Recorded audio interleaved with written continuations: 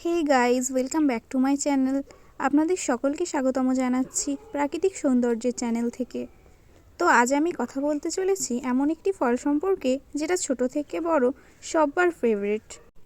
তা হলো কমলা লেবু।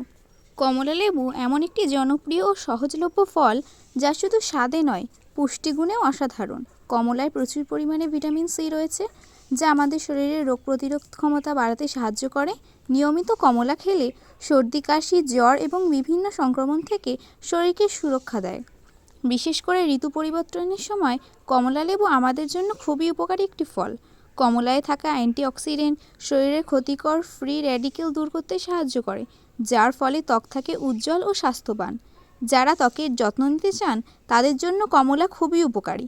কমলা খেলে ত্বকের বলিরেখা কমে, ব্রণ হওয়ার সম্ভাবনা কমে, ত্বক প্রাকৃতিকভাবে গ্লো করে। এছাড়াও কমলার রস ত্বকের জন্য ব্যবহার করা যায়। হজম শক্তি বাড়াতেও কমলার ভূমিকা কিন্তু গুরুত্বপূর্ণ। কমলায় থাকা ফাইবার পেট পরিষ্কার রাখতে সাহায্য করে, কোষ্ঠকাঠিন্য দূর করে। নিয়মিত কমলা খেলে হজম প্রক্রিয়াও ভালো হয় এবং পেটের নানা সমস্যা কমে যায়।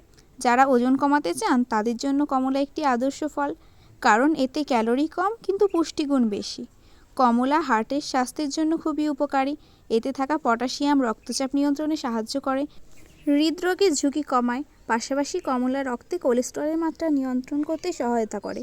ডায়াবেটিস রোগীরাও পরিমিত পরিমাণে কমলা খেতে পারেন, কারণ এর গ্লাইসেমিক ইন্ডিকেটর তুলনামূলকভাবে কম।